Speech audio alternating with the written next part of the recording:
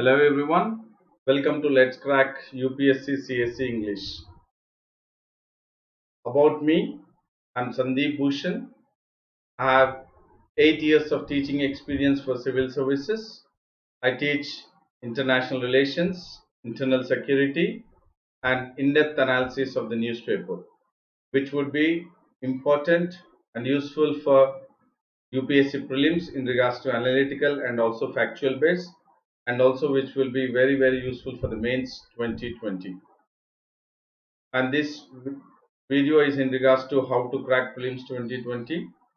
And then before getting into the topic, there is a notification for you all, that is in regards to let's crack UPSC CSE, to subscribe. And once you subscribe it, you will have unlimited access to live on recorded courses from India's best educators.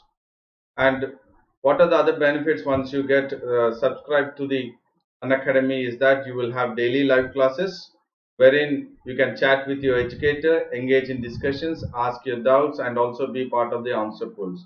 You also have the live testing quizzes wherein you can evaluate your preparation with your regular mock test and quizzes and get detailed analysis on your performance. You also have the structured courses wherein all your courses are structured in line with your UPSC exam to help you best prepare for it. Along with that, you have the unlimited access. Upon subscription, you would get access to all our live and recorded courses wherein you can watch from your mobile or from the laptop. You also have the top educators at Unacademy, and they are the one along with Roman Saini sir, Mrunal Patel, and then Ayush Sanghi, Sudarshan Gujarat. And also you have the other top educators that are Jatin Verma, Dr. Siddharth Arora, and many more. And the courses you have at UPSC CSE is that you have the polity, history, current affairs, economy, geography, optional courses, UPSC CSE batches, environment and ecology, science and technology. Along with this, you also have the courses for governance, practice and strategy for CSAT paper. You have it for ethics, integrity and aptitude. You have it courses for Indian society, social issues, essay writing, internal security, answer writing, and along with all this, you have the interview preparation course also. So these are the one which are part of the UPSC CSE courses at Unacademy. And in regards to the UPSC CSE subscription, you have 12-month subscription and also 24-month subscription. And the price for the 12 months is 40,000.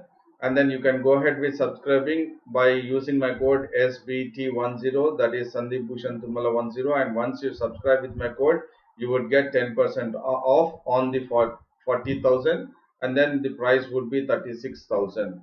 The discounted price would be 36,000. And you have the other one, that is a 24 months, wherein the original price is 48,000. And you can go ahead with subscribing with using my code SBT10.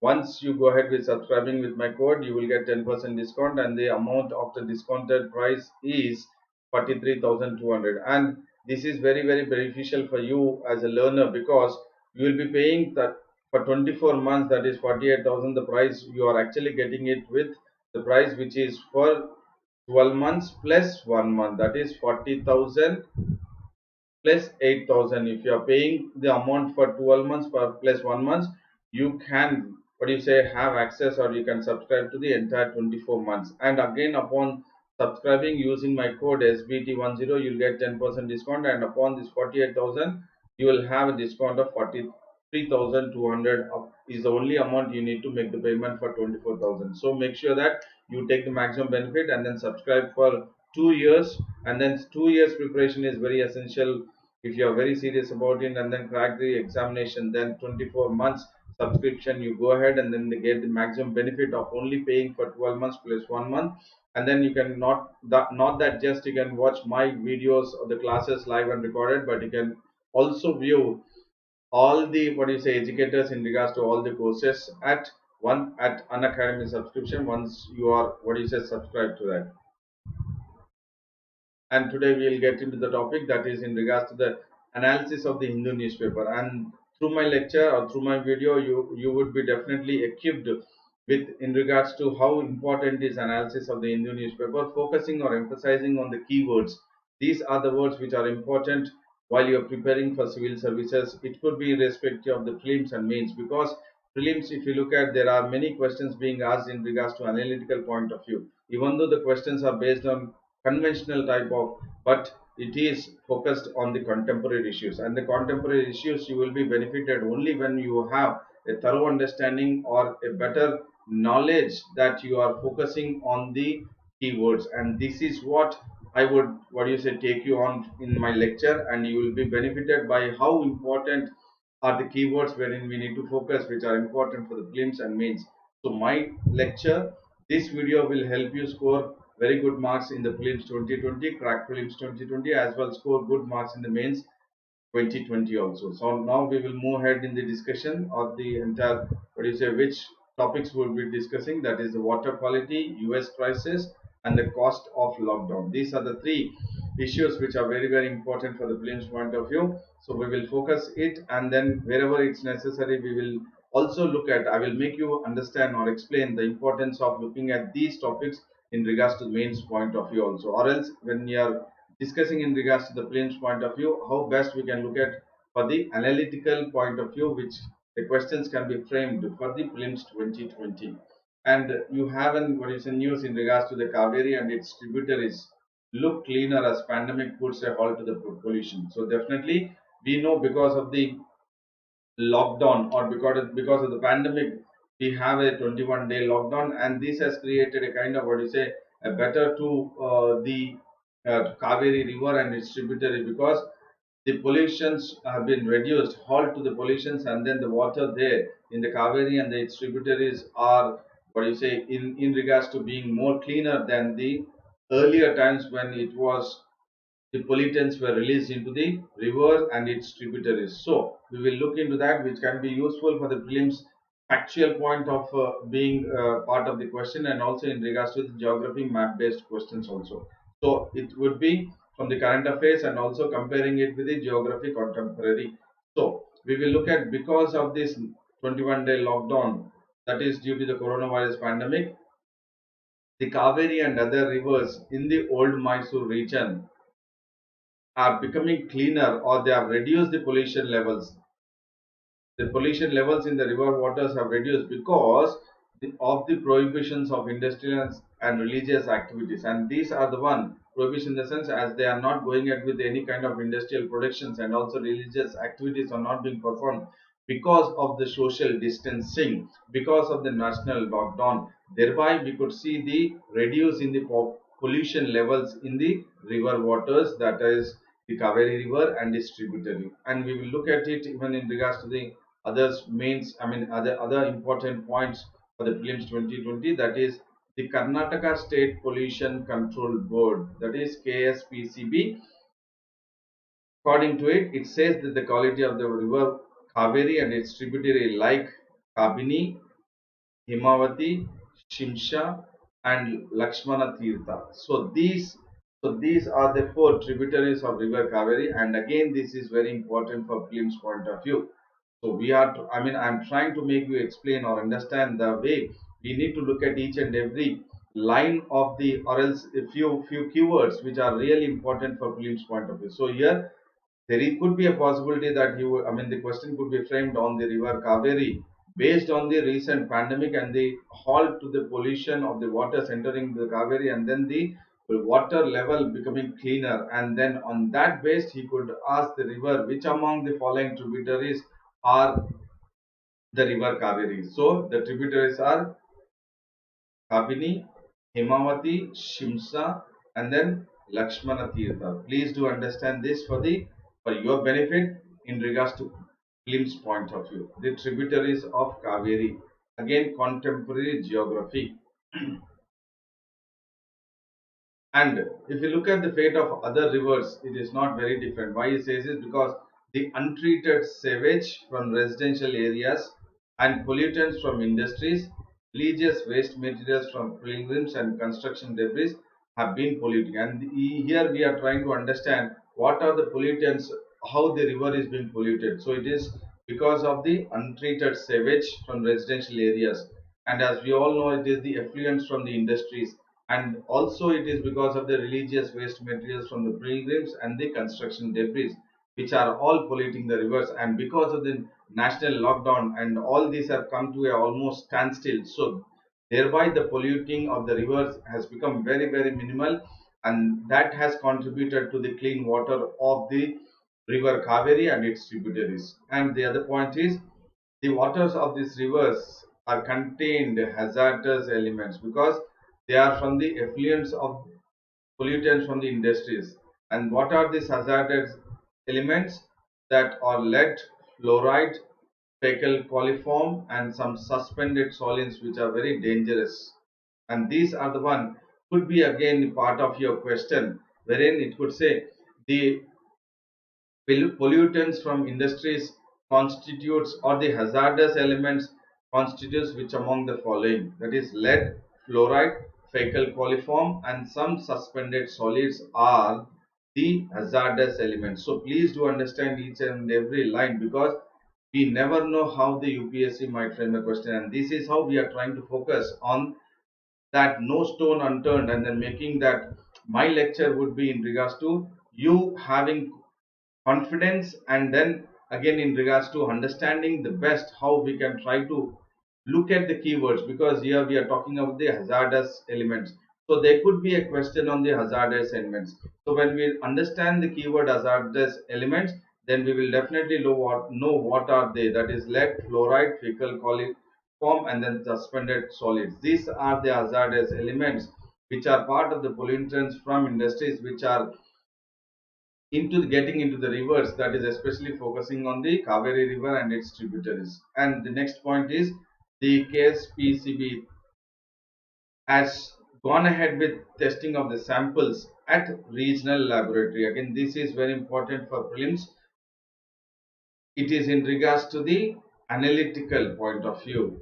Regional laboratory in Mysore under the national program. So there is a national program which is going on. That national program is in regards to making sure that the waters of the lakes or the lake waters are protected, and then make sure that the waters are not polluted, but rather they are cleaner. And that program, that is monitoring of Indian national aquatic resources and the global environmental monitoring scheme. So this is very important again for prelims point of view, because it is a national program. As it is a national program, it is very important for you to keep it in mind that it could be a probable question in the prelims, and thereby focusing on the national program, that is the monitoring of Indian national aquatic resources and the global environment monitoring scheme. So these are the two programs which are national programs, which have gone ahead with testing of the water samples through the or at the regional laboratory in Mysore, making sure that the rivers, Indian rivers, are not being polluted, or else the level of polluting to be checked, and then making sure that later on the rivers are, or the waters of the rivers are clean. And now we will get back to the next topic, that is US crisis. Definitely we have seen US is reeling under a lot of pressure. What kind of pressure? Not any other pressure what we have seen in the past in regards to 2008 economic crisis, but which is more than the economic crisis, that is in regards to the health crisis. So what health crisis is that US facing, in spite of having the top scientists, in spite of having the best health infrastructure in the world, but still it is facing crisis. And the way it is facing the crisis is only because of the kind of callous attitude of the president of US, that is Donald Trump. He has underestimated the way the COVID-19 has caused the loss of life across the world, that is especially in China, and then it has impacted Europe, and then further now the US. As we have seen, the epicenter from China has shifted to Europe, and now the epicenter of COVID-19 infecting lot of patients is now the US. And President Donald Trump has extended now the emergency. Earlier, he was very reluctant to go ahead with any kind of making sure that there is emergency because of the coronavirus. He was actually wanting that New York or New Jersey to go ahead with a normal schedule so that the economy would be badly hit. But it has not estimated that how it would impact the lives of the people of Americans. And later on, he understood that yes, it is imperative to go ahead with extending the emergency, and that emergency extension has been considered by the president of US, that is Donald Trump. Whereas it stops, scientists have warned that up to 2 lakh people could die because of the coronavirus. And this, whatever the scientists are warning, or they have come up with the statistics, because so many lives could be at what is a fatalities could take place, or mortality could take place because of the ill preparedness of the US president, that is Donald Trump, because of the not expecting or not learning from China, the way the coronavirus has what is it taken so many lives in China and also in the Southeast Asian countries. But now the president is well aware that this would impact at a very high rate in regards to the loss of life, and then he has gone ahead with reassessment. Now he has extended the emergency and he has gone ahead with reassessment has been done.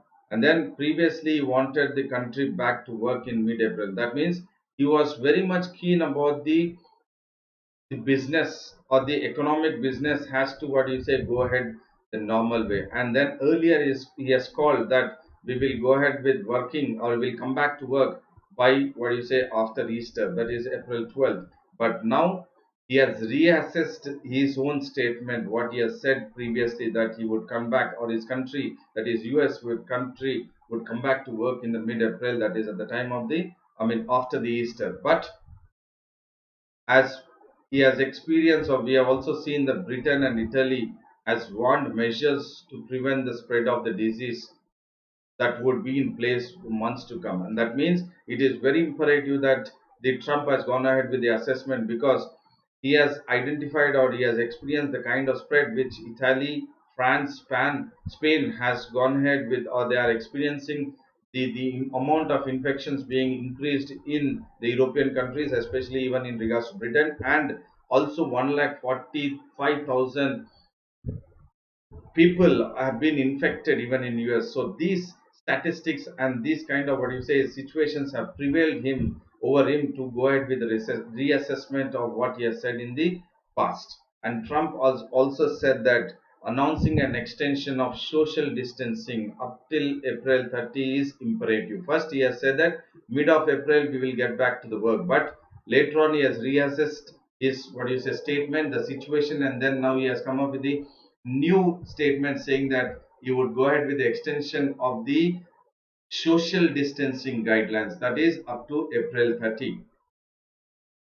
And then there is a kind of notion by the scientists that it could be that 1 lakh to 2 lakh Americans could die because of the disease, and this is mainly because of the not reacting promptly at the time wherein the US should have been should have been reacted to contain the spread of virus, or to break the chain of the transmission of the coronavirus. And thereby, because of the situation, what or the kind of attitude taken up by the US President Donald Trump, is or would cause so many lives if it is not checked even now. So there could be so many lives which could be because of one person's, or the US president's decision. And then now the Trump's re-evaluation of the back to normal timeline came as Europe's situation continued to worsen. So he definitely has, or he is taking into experience what Europe is facing, and depending upon the Europe's circumstances or the mortality rate across the countries in the Europe, is making it very clear that re-evaluation has to be taken into consideration. And then British officials are making it very clear that life will not be normal, and then life, or else life would get back to normalcy only after at least after 6 months. So the what do you say, the kind of impact by the COVID-19, and then the making sure that we bounce back once we what do you say try to contain the coronavirus, or else to prevent the spread of the coronavirus, the life will not get back to normal at least for 6 months. That is what the British officials are saying. So definitely Mr. Trump has gone into the entire situation what the European countries are actually going through it, and then how the officials are reacting, and then what kind of statements they are making, that how the health would impact, or else the health crisis would further, what you say, Detroit, and then further escalate to the economic crisis. In Italy, we have seen that almost a third of the global deaths have taken place. And all these are actually creating a panic or a kind of lessons to come, that it is very imperative to make sure that the lockdown should be lengthy. Lockdown should be lengthy. That is why from mid-April he has gone ahead till the end of April, the social distancing. So that is what is the crisis which is going on, or else the US citizens are experiencing. And the hotspots in the US are the New York City, and then New York and also New Jersey, which are badly hit, and the virus is spreading violence because they haven't gone, or they haven't, what you say, actually taken into consideration of the social distancing, because he was not at all happy with following or implementing the social distancing, because he always wanted the economy to be running, or else the people should be part of the economy, and then economy should be not stopped. But here what has happened is it has backfired, that it has impacted a lot of them. And in regards to the most, infected people across the world, is the highest number in the US, that is 1,45,000, which is the highest compared to any other country in the world as of now. And Moscow now has also, what you say, reacted. It is the last European city which has gone ahead with social distancing, or it kind of, what you say, stay indoors, or the way the India has gone ahead with the national lockdown. So it is the country which, that is the Russia, which has joined, or which is also taking precautionary measures to make sure that the virus will not, what you say, spread virulent even in the Russia, and it will not impact the Russian citizens. And even in regards to the Africa, the biggest city, that is Lagos, is also going ahead with stay at home measure, that is social distancing. And then Nigerian president also, Muhammadu Buhari, has also ordered for the 2-week lockdown. So what we are trying to link here is that the way the coronavirus epidemic has started, or been initially in China, they later on shifting to Southeast Asian countries, and then in regards to the West Asia, and then Middle East, that is Iran, and then we have seen in regards to the spread even to the Europe and to US, and now slowly it is also the country, that is Russia, the Moscow is also taking a step further, that they wanted, or he wanted all the citizens or the people to stay indoors. And also Africa, now African continent is also taking all the steps that the spread of virus will not take place, and it will not hit badly the loss of lives of the Africans also. That is Lagos, and also Nigerian president has also gone ahead with a stay at home and a 2-week lockdown as a preventive measures, as a stricter measure to make sure that the physical distancing is maintained, or else social distancing is maintained, that the spread of virus do not take place. And then we have another one article, the news, which is talking about the cost of lockdown. Yes, as we all know, the lockdown is imperative, it is important, and it is as important that we are actually trying to make sure that we are cutting the, we are trying to break the transmission of the COVID-19. But we definitely know that health crisis, once we overcome the health crisis, what is the one, or which is the one which is, what do you say, awaiting for us as a tsunami to hit us once again, once we have overcome by the health crisis, that is none other than the economic crisis. So that is what the news is all about. So here we will look at the impact of COVID onto the economy. So it is pegged that the loss could be because of the, what is a lockdown, because of the lockdown, the manufacturing sectors or the productions have been stalled, imports exports have been stalled, movement have been stalled, and totally the trade has come to a standstill within India, and from, what is a India to, from various other countries, or various other countries to India, and that would cost, or up to 120 billion US dollars. And this is a very big, huge amount. That is why I've used the word, or referred as, the tsunami is awaiting for us. Once we come out of the health crisis successfully, the next immediate tsunami is the health crisis, and this is what I'm talking about. because of the lockdown, the cost which would fall onto the global, onto the Indian economy is 120 US billion dollars. And once we complete this, 21 days, the most effective would be the economic activity within these 21 days, and that will create a new roadblocks. That is what I was saying. A tsunami is awaiting for us. What is that tsunami? Economic crisis is a tsunami which is awaiting for us, and then it will definitely cause severe disruptive impact on both demand and supply. So this is very important when we are talking about what could be the impact on the lockdown. That is, impact could be disruptive in regards to the both the demand and supply, because everything is at a standstill. There is no production, there is no demand, there is no supply also. So that would create a lot of impact on all the sectors. So when we are talking about across sectors, there are 8 sectors in the economy what the central governments looked at. So all the 8 sectors will be badly hit, and then this cost of the lockdown, which we have discussed, that it would be impacting up to 120 billion US dollar. That is approximately 9 lakh crore rupees, which is as equivalent to the 4% of the GDP. This is very important, 4%.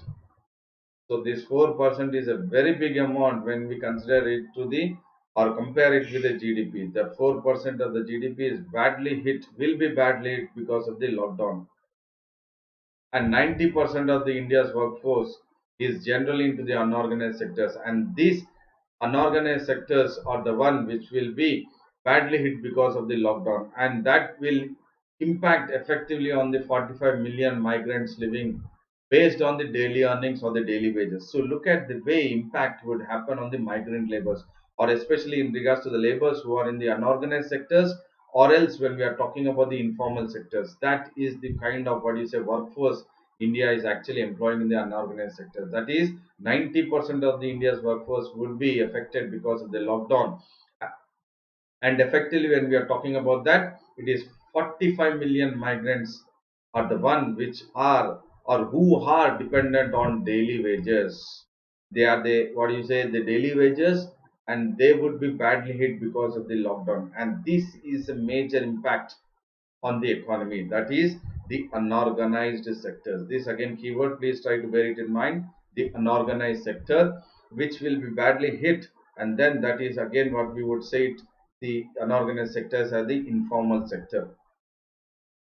And sectors like the other one, that is which are in regards to the construction or else mobility services or housekeeping and other informal sector employment would also come to a standstill because of the lockdown. Why we are trying to look at each and every sector is because these are all important, or it would be useful for you as an information, better information, which will be useful while you're writing an answer. So it is not just mentioning about 1 or 2 sectors. You are trying to mention which are the other sectors which have been badly hit. That is construction, mobility services, housekeeping, and also when we look at because of the lockdown, we have seen that tourism has been badly hit. And then in regards to hospitality is also badly hit, and the trade has been badly hit. So all these sectors, when we are talking about the manufacturer sector, it faces a triple challenge because of this entire sudden halt in all these services. That is, in the sectors like all these services, it could be manufacturing sector or even in regards to service sector, which could be badly hit.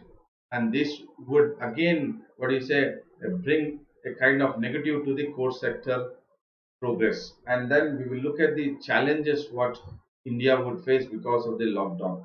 And the challenges are very seriously in regards to the supply chain disruption. That is because of the way the domestic industries, the manufacturing sectors are actually going ahead with the total lockdown. There is no production which is going on, and also the way the foreign parties are, that the kind of the imports which are taking place into India, or else the exports what India is actually into it. So there is no imports and exports, totally shut down, and also the manufacturing sector within India is also totally shut down. Thereby, it will impact the supply chain disruption would take place. Again, this is very important in regards to the a keyword which will be important for prelims and also for the mains one. So this is a keyword which wherein you need to keep in mind demand supply shock will take place.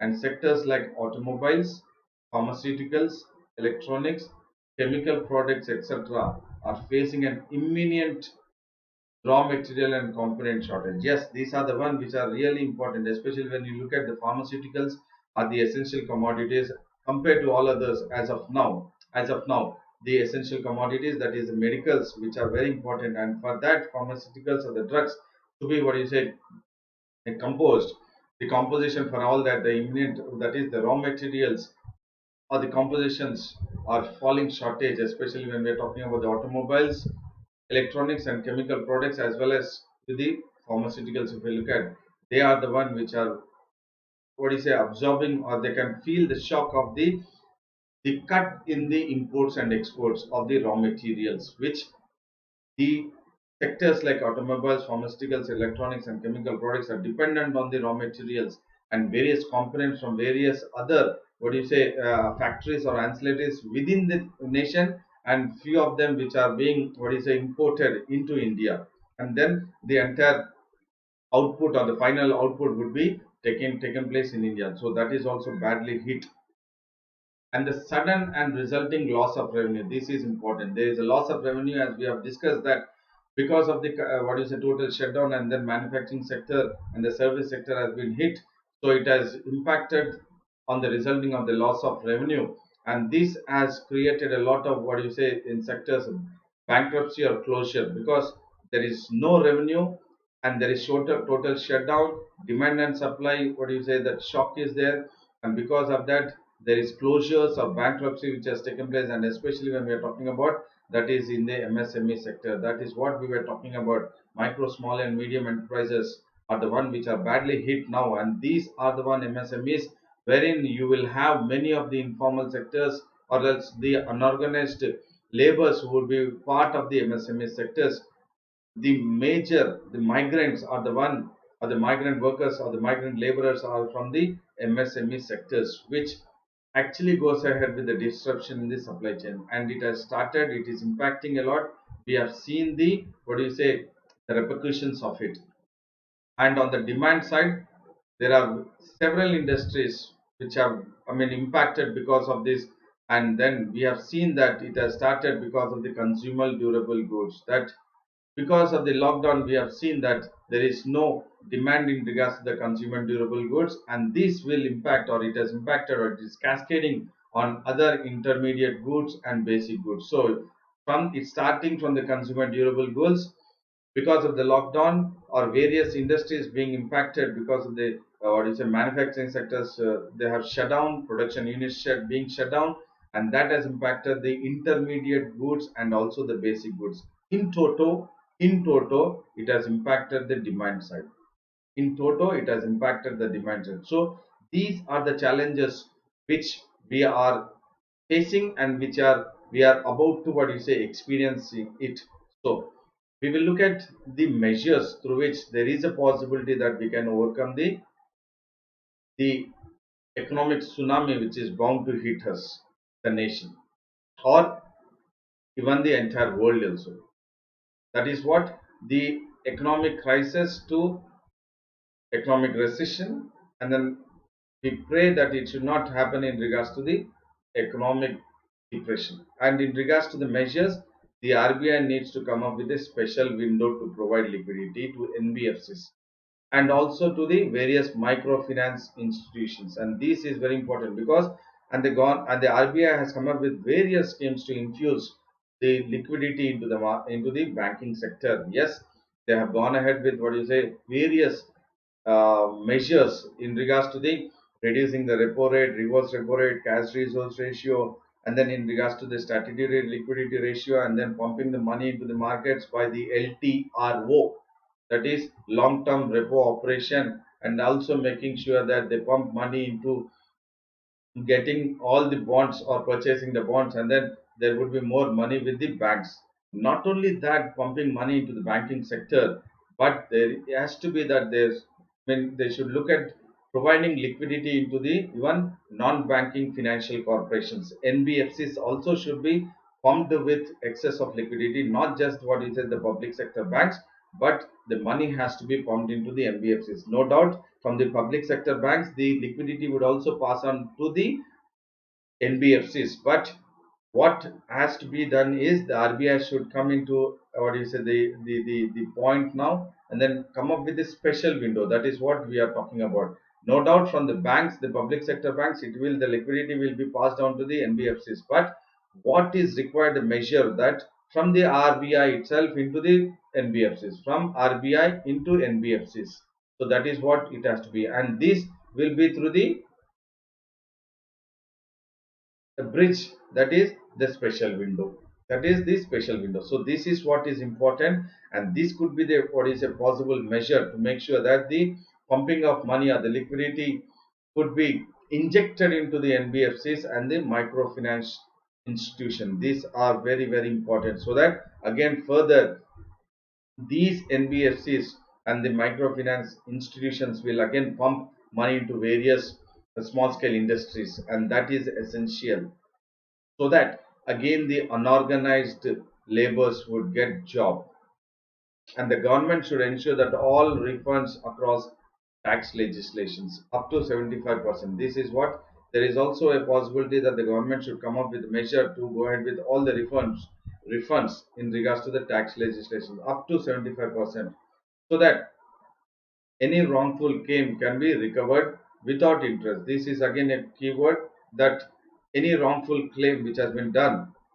without any verification, any wrongful claim without any verification which has been done, that could be, I mean, that refunds have to take place across the top tax legislations up to 75% without interest. That would make it very clear that there would be more of liquidity in the market. The essence of these measures what we are talking about is ultimately to make sure that there is more of liquidity in the market. Especially the RBI has gone ahead with that, making sure that they have injected more of liquidity into the banking sector, and now what is important is liquidity into the MBCs, and also in regards to the that microfinancial institutions, and also in regards to the refunds across the tax legislation is also important in regards to the measures to be handled. And we have looked at the various what do you say the implication of the cost of lockdown, that is which would impact the 120 billions. And then what is that 120 billion US dollars is approximately 9 lakh crores of rupees, which is as equivalent to the 4% of the GDP. And what is that RBI has gone ahead with pumping or various measures to fund or to inject liquidity into the market is not 4%. What the actual what is a loss is 4%, but the RBI has gone ahead with what is a pumping the liquidity to up to 3 point or 3 point close to 3.5 percentage. So still there is lot of what you say the deficit which is there to make sure that the percentage 4%, and this is now what the situation is. Probably in another 2 weeks it might increase, and that is what the cause of concern is, that is what the worry is, because the 45 million migrant daily wages who would be out of work, and that could be really impacting, or it would create a trauma onto their minds without having any job wherein they are all daily wages, and that would impact the economy itself. So we have looked at all this, taking into consideration that it could be a possible preliminary question. So we have looked at Kaveri, the tributaries, and then the tributaries Kaveri is Kabini, Himavati, Shimsha, and then Lakshmana Tirtha. So these are the tributaries of Kaveri, which could be possible questions. If at all, then you are all well equipped with that. And then what are the various hazardous elements which are part of the pollutants from industries, which are what is making the or else polluting the rivers? That is lead, fluoride, fecal coliform, and then suspended solids. And then there is a national project program which is taken up, so that they have tested the water samples, that is called as monitoring of Indian national aquatic resources and the global environmental monitoring scheme. So this national program you need to keep it in mind, because could be a possibility that based on the national lockdown, the what is it the quality of water has been improved in the Kaveri River and else probably in most of the rivers across the country. So there could be possibility of asking this national program in regards to making the river waters or the rivers to be clean. And then we have looked at the US and how the attitude of the US President Donald Trump has caused affecting or infecting the US people almost 1,45,000, and there is possibility that American scientists are saying that 1 lakh to 2 lakh could die. That is because of the expectations. And then the way now even Moscow and then Africa, that is Lagos, and then Nigeria is also going ahead with a stricter measure in regards to the 2 week lockdown or to stay at home. And then we have looked at this cost of the lockdown, which could be 120 billions US dollar, which is approximately 9 lakh crores of rupees or equivalent to 4% of the GDP. And then we have seen as almost 90% of Indian workforce is employed in the unorganized sector, they would be badly hit. And because of the sectors like construction, housekeeping, mobility, manufacturing sectors are the one which will be badly hit, and these are the sectors wherein these, what do you say, the unorganized or else the migrants living or working in these unorganized or informal sectors, and that would create a kind of panic in regards to the supply chain disruptions. And then we have also seen the disruption in regards to the supply chains and also in regards to the demand side. So demand supply chain would be badly hit, and what are the measures that RBI needs to go ahead with funding into the liquidity, or what is it, providing liquidity or injecting liquidity to NBFCs, that is non-banking financial corporations and microfinancial institutions, wherein through a special window system directly pumping money into the NBFCs. And then we have looked at the other measure is to make sure that the refund has to take place, so that it can, I mean, the wrongful claim can be required without any interest. So main purpose is to make sure that there is liquidity in the market. And then the private sector hospitals needs to be encouraged to provide specific number of isolation wards. So here the private sector hospitals should come into, what do you say, the mode of assisting the government, that they come up and then they also provide the hospitals for the entire kind of grim situation wherein there is a shortage or the health infrastructure is very poor. In regards to that, health sector has to come into and then help the government. And then when we are talking about the export incentive schemes like section 10 AA for special economic zone units, this is important again for prelims point of view. Which among the following section are actually an export incentive schemes for special economic zone, which comes under the IT Act, that is section 10 AA. So what it says is they have to be extended for one more year up to 31st 2021, thereby making sure that the incentive schemes will be given under the IT Act, and thereby more of liquidity would be with the special economic zones or with the people or the production units or the manufacturing units. The government should lend support through a tax holidays. This is very important. And then zero interest loans, which would again, the main intention is to make sure that by the tax holidays and the zero interest loans, to make sure that there is liquidity in the market. This is very important, making sure that liquidity is the one which is the need of the hour. This liquidity is to be pumped in various methods, or make sure that this liquidity is more of money circulation is there at this moment. So these are the various measures which the government has to come up, and there are few which the government has, what do you say, taken into consideration, and it is going on. And these are the, what do you say, topics what we have discussed, and these are the one which will be definitely useful for you to crack prelims 2020 and have a better understanding about any question if it is framed under this what topics what we have discussed. My video, my lectures will certainly make you equipped and more informative in regards to prelims and mains 2020. So I hope my session or my video was helpful, informative and knowledgeable, and please do like, subscribe, and then hit the bell button while you're watching the video, that is Let's Crack UPSC CSE English channel. And then if you haven't subscribed this, then please go ahead with subscribing the channel with using my code SBT10, that is Sandeep Bhushan Thummala 10, wherein once you use my code when you are wanting to subscribe or when you wish to subscribe the UPSC CSE English channel, you would get 10% discount on the original price. So make sure that you get the benefit by using my code SBD10, and then you subscribe the channel, that is Let's Crack UPSC CSE English, and then you can watch all the educators taking up all the courses in different subjects and topics. And then see you. Thank you very much. See you tomorrow at this time.